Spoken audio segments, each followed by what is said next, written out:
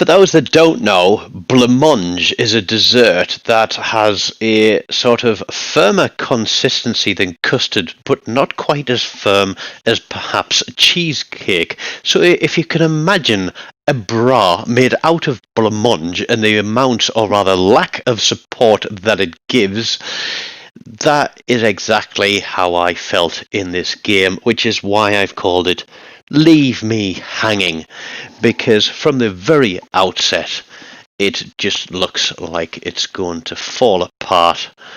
We're here on Shatter. It is domination, which means capture points. Capture points are king, and it means playing your cap that you spawn on. If there's another thing that I really dislike in this game, it's when somebody is sat with an open mic and there's an entire domestic or family conversation, mealtime, dog barking, television, radio, or something else going on in the background. And I'm going to mute all of the audio for the video, unfortunately, because as you'll see, Charlie 1198193 there, his mic keeps popping up because that is exactly what was going on behind him or in front of him or around him. And I think it was everything. It was a domestic, it was a conversation with the kids, it was a discussion with the wife about the shopping, there was a TV or a radio on the go as well, and it was just bloody annoying. And yeah, basically I didn't want to take the time to go in and mute him early in the game in case I needed to have eyes on the screen. But I'm playing my cap, but as you look, everybody else is just kind of abandoning everything and just squeezing up into the middle of the map. It is well and truly a circle jerk, a cluster duck of ships, and I'm like, nope, I'm out here, I'm on my own, I'm contested, I've got a battleship out there, I'm spotted by aeroplanes, and there is absolutely no point to me being where I am right now. This cap is unwinnable. There is no point sitting here contesting it, waiting for the enemy team to come to me. And there we go. That is a rolling smokescreen. And that tells me that the ship that I have out here is the tier 7 Italian destroyer, the Berti. So we put a couple of spreads of torpedoes through that smoke just in case he is laying it for something else that is going to roll around behind him. But the smoke dissipates very quickly. There's no ship, and there is the Zeton, and that is one of the reasons I did not want to sit in that capture point. The Zeton is going to turn tight into that corner. We've got an Iowa there, so I've got 3 ships here, and although the carrier has got planes across here and has given me some support, the rest of the team have just literally made tracks in the dust and headed as far away as they can from me. There is the Berti. I know that he has rapid fire guns with sap shells and they can tear chunks off me. I've put some torpedoes out of the Zeton. The carrier is absolutely harassing him, and I think the only reason I've got the carrier across here is because he thinks, well, the rest of the team are on the other side of the map, they can take care of themselves. And I'm pinging the map saying, look, the destroyer's out there, can we please go and get them? Can we do something? Can somebody give me some support, please? And there's just nothing happening. So I decide that what I'm going to do is just continue to kite towards the back of the map. I've got that guy out detected by some margin because I'm sacrificing 10% of my hit points for some extra concealment, which brings me down to 4.8. And this is an absolute stealthy ninja boat with a nice fast torpedo reload. And I have been trying this out with the shorter range torpedoes, but then adding the torpedo range on through the commander, and that's been working quite nicely. It gives you over 8Ks.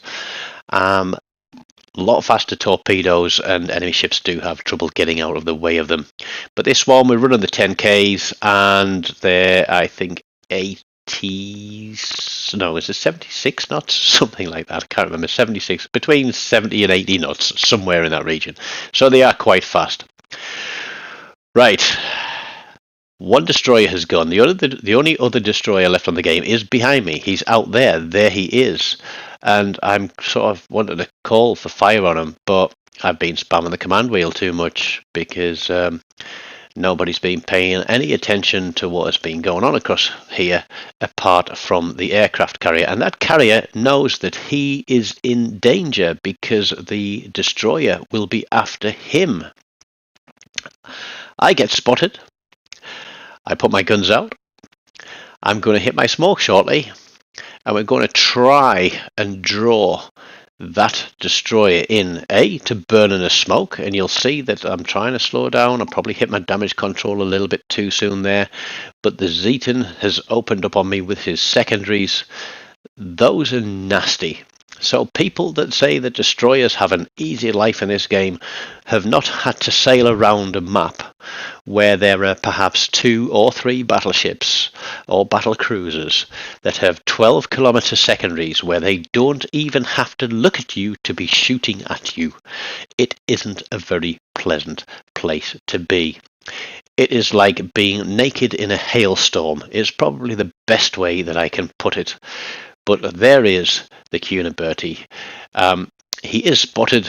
It does look like there is a ship heading his way now, and so I am going to push into this capture point, knowing that the Zeton is out of the way, so that's the sonar and the secondaries are gone.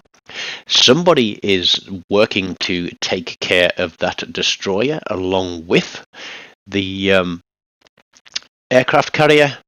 So we need a cap, we need an advantage. We have got an advantage on ships, we have got an advantage on points currently, but that isn't to say it's going to last. So we've switched from a sort of tactical withdrawal. We pushed in, so we went offensive. We have now gone defensive and pulled all the way back, kiting those ships in. The carrier has done a brilliant job in taking care of that Zeton.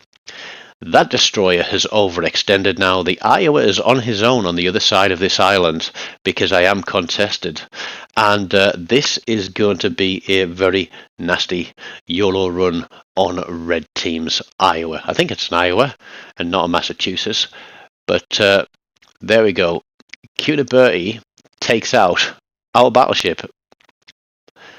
That was not what I was expecting, but the carrier is onto him, and I'm thinking, here we go, round the corner, we're within 2 kilometers, we're automatically spotted. This guy is going to blat me. I'm hoping that he has got AP loaded, which he has. There is 1 set of torpedoes off. We get 4 hits, 4 floods, but he damage controls it straight away. He thinks he has survived it, but I'm sorry, mate, not this time. You are going down. So there we go, 92,000 damage with a single kill, and now we are going to take a little pause and a little breather while we take this capture point. That spotter plane is above me, and I'm thinking, do I need to push away from it? No, we need to hang on the cap. So he is going to keep me spotted. And that means I need to be careful because there is, I think, a Flander and the Red Team carrier are pushing through the centre into B cap. They're looking for a breakthrough. We have got quite a significant advantage now. We hold 1 cap.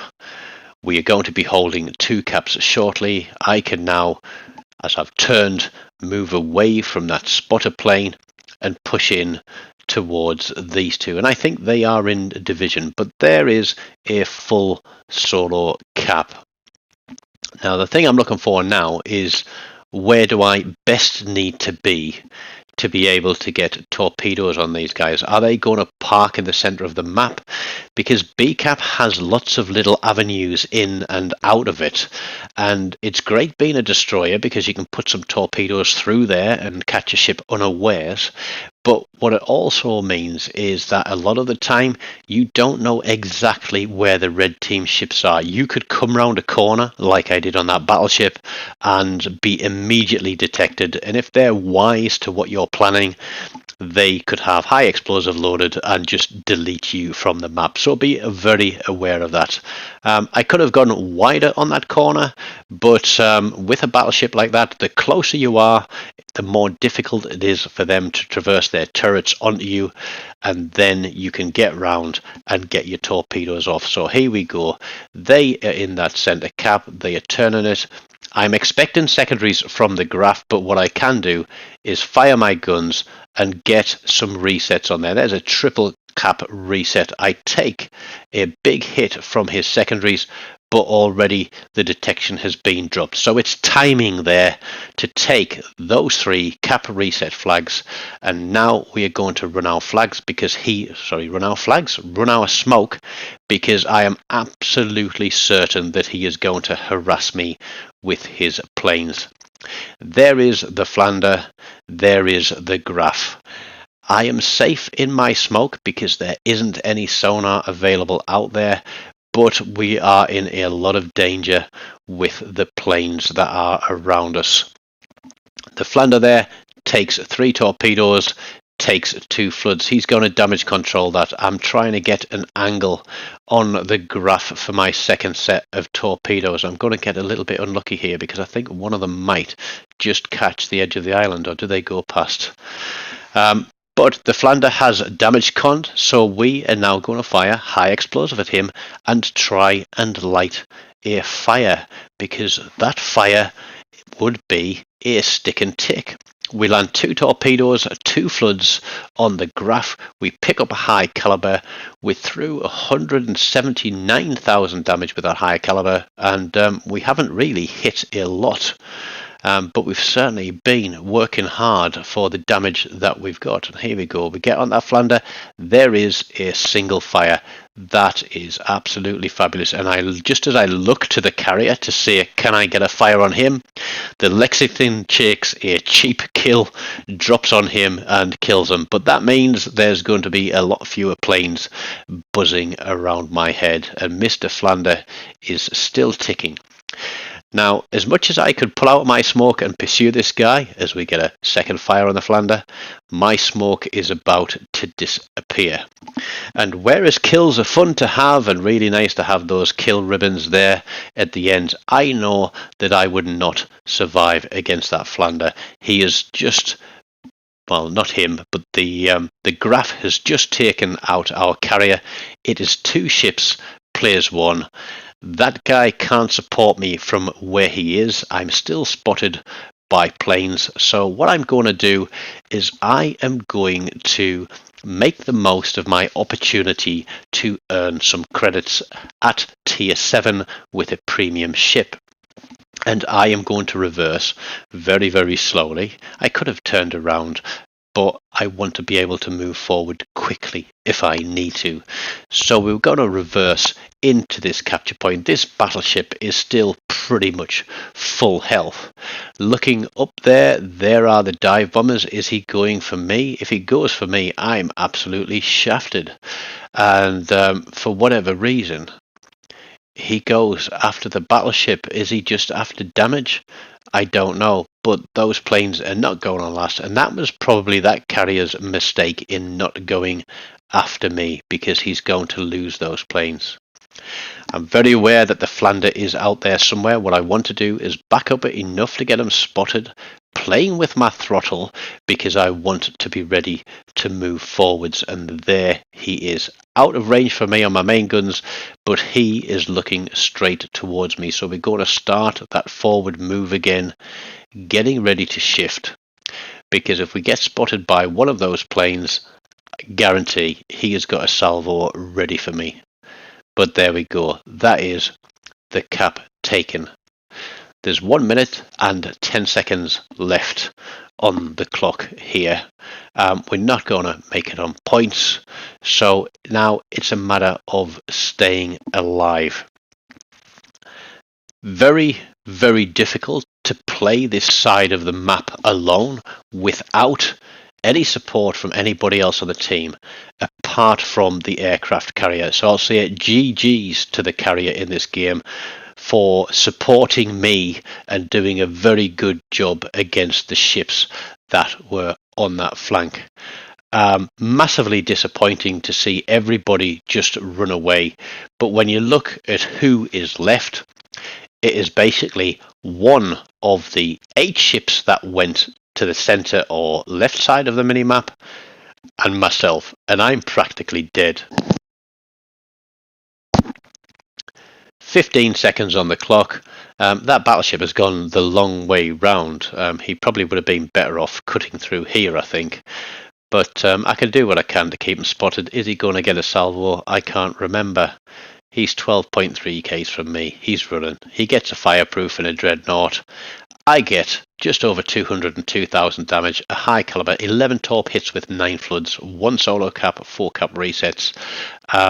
Yeah, a lot of torpedoes went out there, and we did a fair chunk of damage. And there you go. We finished top of the board with 3,617 base XP, which is more than 1,500 above second place. Graf had himself 4 kills. That's why I don't understand why he didn't try and bomb me. I think that would have been a cracking for him, even in defeat. I did make over 650,000 credits on that one as well, so it's quite a good earner.